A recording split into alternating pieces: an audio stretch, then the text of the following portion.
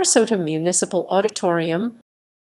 The Sarasota Municipal Auditorium, listed in the National Register as Municipal Auditorium-Recreation Club, is a historic multi-purpose facility built in 1938. It is located at 801 Tamiami Trail North and owned/operated by the municipal government of Sarasota, Florida.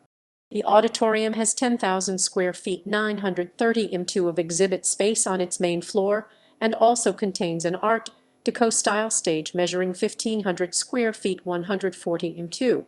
The auditorium has been used for many community functions and recreational activities. It has also been known as the Sarasota Exhibition Hall and the Sarasota Civic Center Exhibition Hall.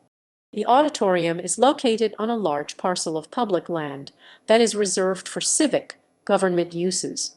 On February 24, 1995, the complex was added to the U.S. National Register of Historic Places. History. The concept of a bayfront park and municipal auditorium for Sarasota was first conceived in 1935. The Municipal Auditorium-Recreation Club was constructed as part of an 11-acre 4.5-ha recreational complex, originally called the Civic Center or Bayfront Park. During 1936, the municipal government obtained the 37-acre 15-ha parcel from a private company that owed $15,000 in taxes on the site. Citizens, politicians, and city employees began the effort to secure a Federal Work Projects Administration WPA grant for the center.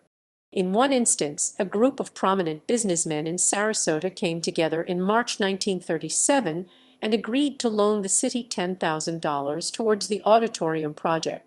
These businessmen included Benton W. Powell, publisher of the Sarasota Tribune and president of the Palmer National Bank; Samuel W. Gumpertz, senior vice president and general manager of Ringling Bros; and Barnum and Bailey Circus, J.J. Williams, Jr. The federal government granted the sum of $131,000, equivalent to $1.85 million in 2019, toward the project, and work began in July 1937.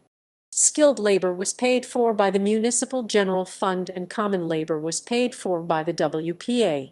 Several local business and civic leaders donated funds to the construction as well. At the time of its planning, the Sarasota Mayor, E.A. Smith, announced plans to construct one of the finest recreation centers in the South on the public property. The auditorium opened on February 24, 1938, hosting an annual Sarasota DeSoto celebration sponsored by the Sarasota chapter of the Daughters of the American Revolution (DAR). 3,000 attended the celebration. The building was designed in the Art Deco and modern styles by Chicago architects Thomas Reed Martin and Clarence A. Martin. Freeman H. Horton was the engineer for the project and designed the truss system that supports the barrel-vaulted roof. Horton also collaborated with Thomas Reed Martin on recreational structures such as boathouses, pools, landscaping, and walkways. When the auditorium was constructed, the property had waterfront access to Sarasota Bay, and boating was a significant activity from the recreation center. Later, dredge and fill extended the shoreline farther westward. A second floor to the recreation club was added in 1940 at the western end of the auditorium. Ida and John Chitsey donated funding for the construction of the second floor addition. The portion of the facility contained a lounge area, a recreation room, and a card room. The recreation center was dedicated in January 1940. North of the building, facilities for shuffleboard, lawn bowling, and tennis were built. During World War II, the auditorium served as the Army and Navy Club and was the preferred venue for hosted dances, graduations, and concerts. The Florida West Coast Symphony, now the Sarasota Orchestra, performed in the facility from its inception in 1949 until the 1969 opening of the Van Wezel Performing Arts Hall that was constructed at the Bill. Description: the building has a barrel-vaulted roof. The structure contains an amount of glass block in its eastern elevation that provides natural lighting for the interior of the large building. Typically, The design of the auditorium is described as modern and Art Deco, but elements of the design also suggest the international style that is associated with the Bauhaus. The solid hardwood maple floor in the building contributes to the atmosphere, acoustics, and comfort for all attending events, dances, and concerts. It is a site that is used by more than 100,000 visitors a year as they attend banquets, charrettes for long-range planning, civic meetings, concerts, dances, events for teenagers, fundraising events, health lectures, homecoming events, political forums, proms and galas, training seminars, and wedding receptions. The venue also provides access to educational programs, entertainment, exhibits, recreation, and shows. Several days are booked most weeks for exhibits and shows that support antique sales, art exhibits, auctions, coin shows, conventions, flea markets, flower and gardening shows, gem and jewelry shows, seminars, and stamp collection and sales exhibits. Hazard Fountain. In 1940, an electrically illuminated fountain was donated to the Municipal Auditorium by R. P. Hazard. The fountain was designed by Frank Martin, whose father, Thomas, designed the auditorium. Louis Larson built the Hazard Fountain. The fountain was declared the crown jewel of the complex. The Hazard Fountain has been moved several times and placed in a variety of settings. Due to the widening of Tamiami Trail, the fountain was removed from its original location, stored for years, and then placed at the entrance to the John and Mabel Ringling Museum of Art during the late 1970s. After a few years, it was removed and placed in storage again. In 1995, the fountain was moved one last time back to its original location at the auditorium.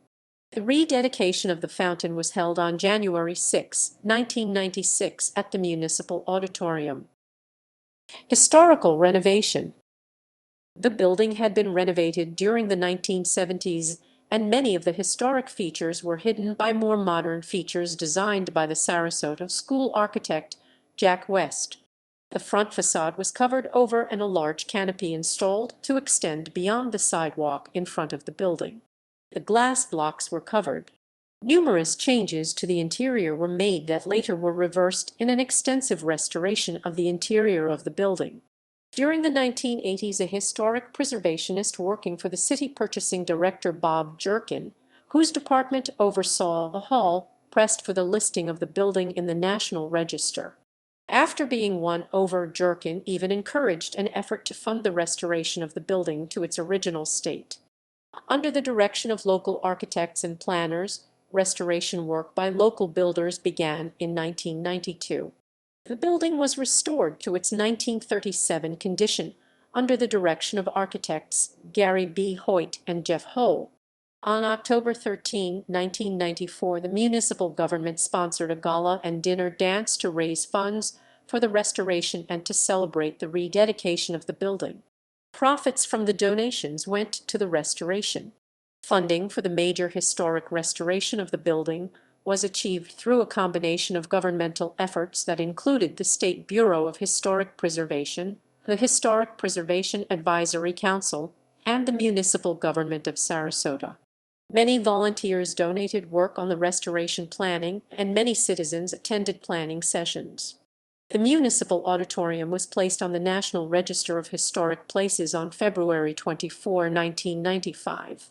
The complex is cited for historic designation on several levels. Foremost among them, because of its architecture and engineering features, as well as for its use as an auditorium.